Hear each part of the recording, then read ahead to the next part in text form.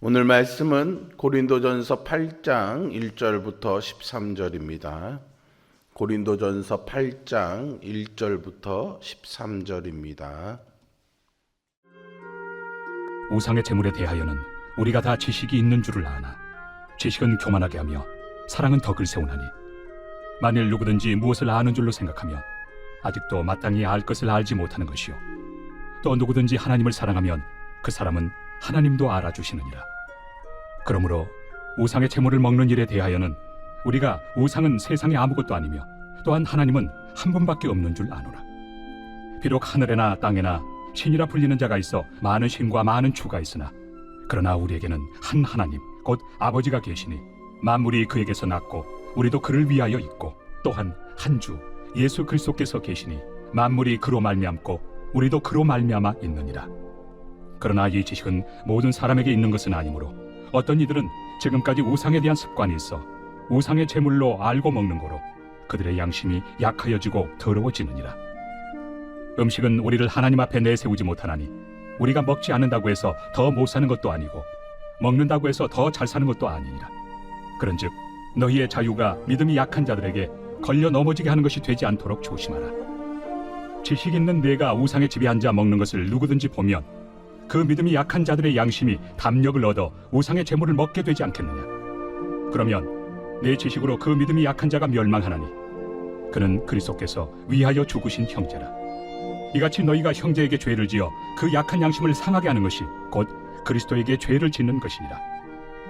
그러므로 만일 음식이 내 형제를 실족하게 한다면 나는 영원히 고기를 먹지 아니하여 내 형제를 실족하지 않게 하리라. 아멘. 고린도 교회는 은사가 매우 풍성하고 활기 있는 교회였습니다. 그러나 동시에 많은 갈등과 혼란을 안고 있던 교회이기도 했습니다. 그 가운데 대표적인 문제가 바로 우상에게 바쳐진 제물을 먹는 문제였습니다. 당시 고린도는 우상 숭배가 일상처럼 퍼져 있던 도시였습니다. 시장에서 팔리는 고기의 상당수는 우상 제사에 사용되었던 것이고요. 사람들은 친목 모임이나 잔치자리에서도 자연스럽게 우상 제물과 연결된 음식을 접하게 되었습니다. 고린도 교회 성도들 중에 어떤 이들은 우상이 아무것도 아니니 그깟 거 먹어도 큰 문제가 없어 라고 생각했죠.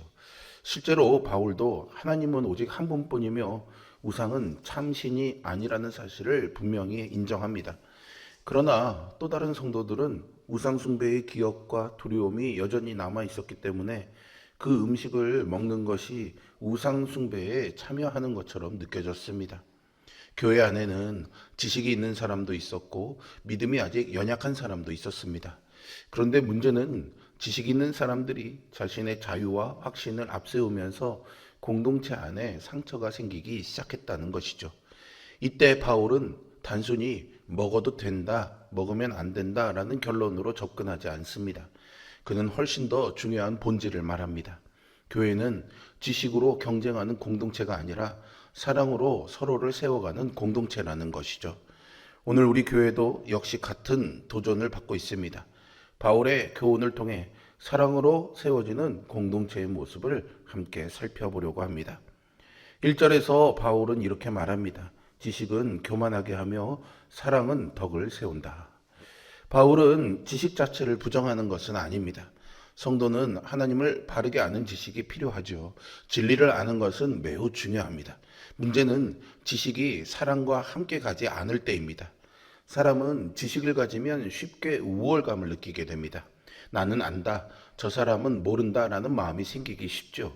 그러면 신앙은 어느새 겸손이 아니라 자기 과시의 도구가 됩니다. 고린도 교회 안에도 그런 모습이 있었습니다. 어떤 사람들은 우상은 아무것도 아니다라는 올바른 신학적 지식을 가지고는 있었지만 그 지식을 형제를 세우는 데 사용하지 않았습니다. 오히려 자기 자유를 주장하는 근거로 사용했습니다. 그러나 바울은 참된 신앙은 단지 많이 아는 것이 아니라고 말합니다. 2절에서 그는 만일 누구든지 무엇을 아는 줄로 생각하면 아직도 마땅히 알 것을 알지 못하는 것이요 라고 말합니다. 참으로 하나님을 아는 사람은 점점 더 겸손해집니다. 왜냐하면 하나님 앞에서 자기의 연약함과 부족함을 깊이 깨닫게 되기 때문이죠. 신앙이 성숙할수록 사람은 더 부드러워지고 더 기다려주며 더 품어주게 됩니다. 반대로 지식은 많아졌는데 사랑이 사라지면 사람은 날카로워집니다. 옳은 말을 하지만 사람을 살리지 못합니다. 논리는 맞지만 공동체를 무너뜨립니다. 바울은 3절에서 매우 중요한 기준을 제시하는데요.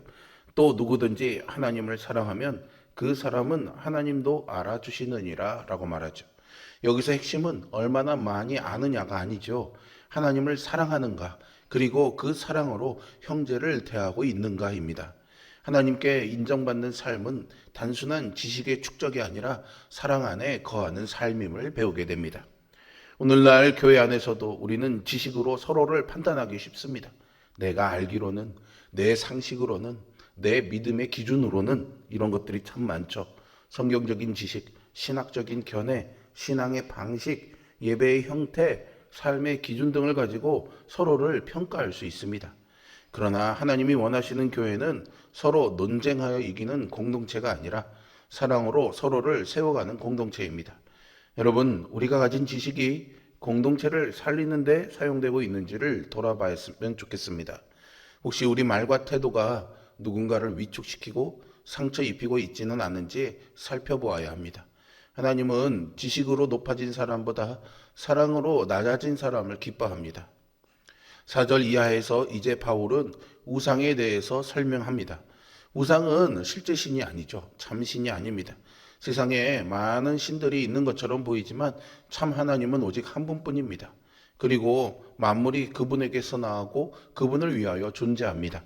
또한 예수 그리스도를 통해 만물이 존재하게 되었습니다. 이 고백은 아주 중요한 신앙 고백입니다. 그러므로 원칙적으로 보면 우상에게 바쳐졌던 음식 자체는 아무 문제가 없습니다. 음식이 사람을 거룩하게 만드는 것도 아니고 먹지 않는다고 해서 더 의로워지는 것도 아닙니다. 하지만 바울은 여기에 멈추지 않습니다. 그는 신앙은 단순히 원칙적으로 맞는가만의 문제가 아니라고 말합니다.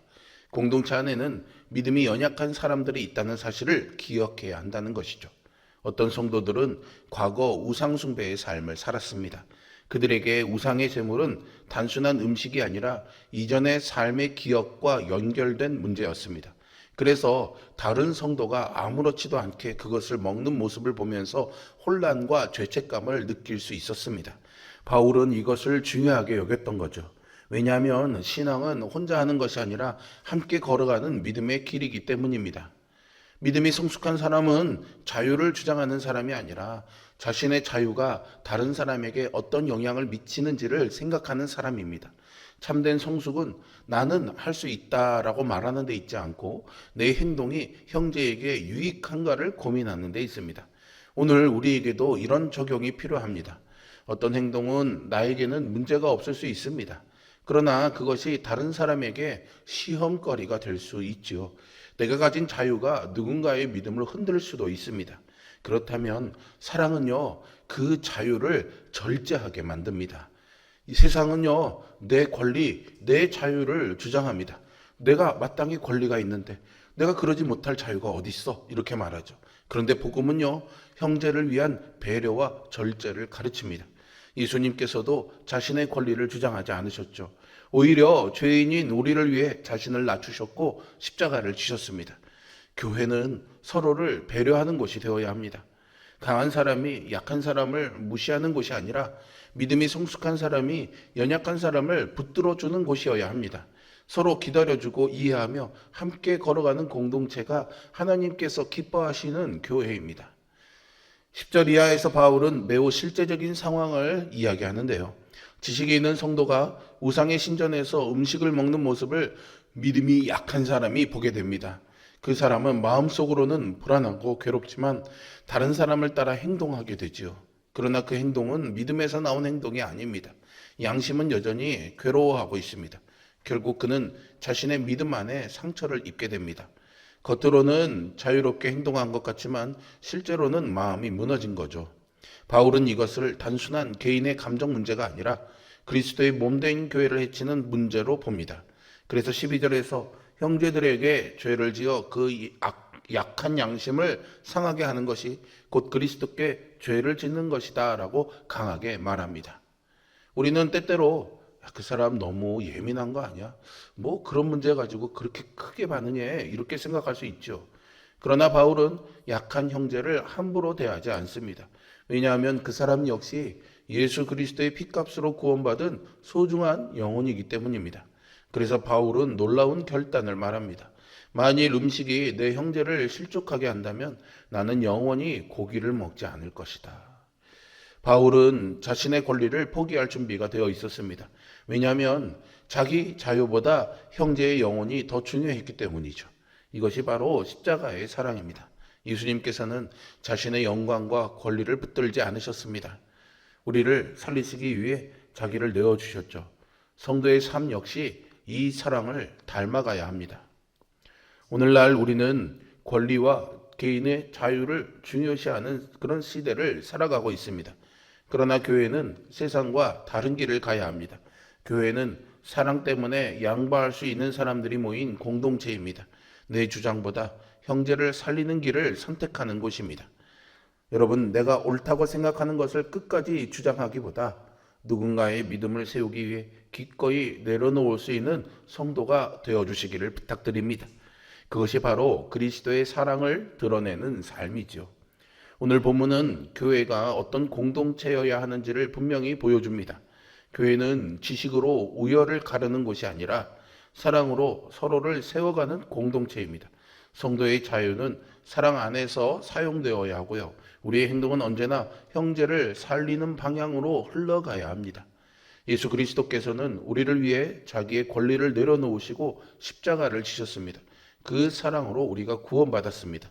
그러므로 우리 역시 형제를 위해 기꺼이 양보하고 배려하며 살아가야겠습니다. 우리의 지식이 사랑으로 나타나고 우리의 자유가 형제를 세우는 도구가 되기를 바랍니다. 권리보다 사랑을 선택하는 성도의 삶을 통해 세상 가운데 그리스도의 은혜와 복음의 향기가 아름답게 드러나는 그런 삶을 사시기를 주님의 이름으로 축복합니다. 기도하겠습니다. 사랑과 자비가 풍성하신 아버지 하나님, 오늘 교회 공동체를 향한 하나님의 권고하심 앞에 겸손히 엎드리기를 원합니다. 믿음에 강함이 있을지라도 연약한 자를 위해 자기를 내어주고 스스로를 절제하는 참된 사랑의 모습을 예수 그리스도의 십자가에서 배우고 담기를 원합니다. 내 주장과 내 자유와 내 옳음을 앞세우기보다 연약한 자를 돌볼 줄 아는 사랑의 마음으로 살아가는 우리가 되게 하여 주시옵소서.